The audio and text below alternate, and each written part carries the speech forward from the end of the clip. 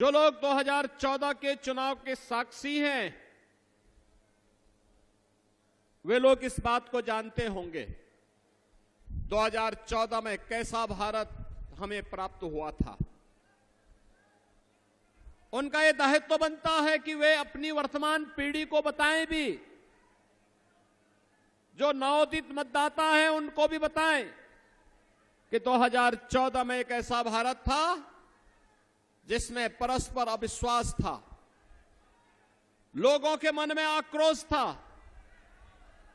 लोग इस बात के लिए आशंकित थे कि क्या होगा हमारे भारत का।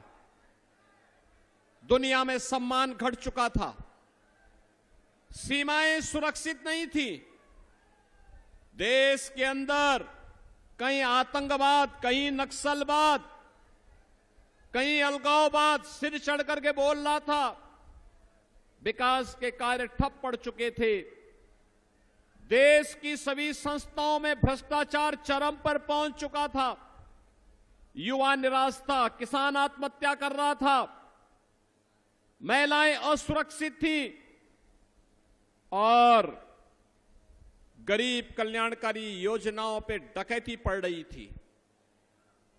बहनों और भाइयों, हमने बदलते हुए भारत को देखा है। 10 वर्ष में दुनिया में सम्मान बढ़ा है,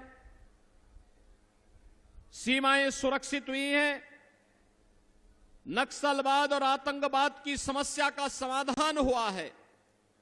हमारे भारतीय जनता पार्टी और भारतीय जनसंघ के समय से हमारे पदाधिकारी नारा लगाते थे कि जिस जहां हुए बलिदान मुखर्जी वह कश्मीर हमारा है।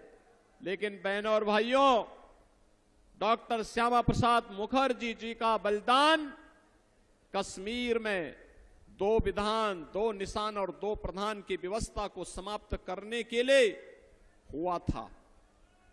और कांग्रेस ने समस्या दी थी जिसने आतंकवाद फैलाया, न जम्मू कश्मीर में न केवल बल्कि पूरे देश को आतंकवाद की चपेट में ला दिया। रोज विस्फोट होते थे, निर्दोष लोग मरते थे, व्यापारी तबाह होता था, परिवार के परिवार तबाह हो जाते थे और एक कांग्रेस के लोग तमाशबीन बने रहते थे।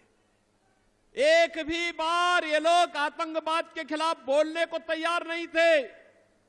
और बहनों और भाइयों, आज आप देख रहे होंगे कश्मीर में धारा 370 समाप्त हो गई। महिलाओं की गरिमा की रक्षा करने के लिए 3 तलाक की कुप्रथा समाप्त हो गई।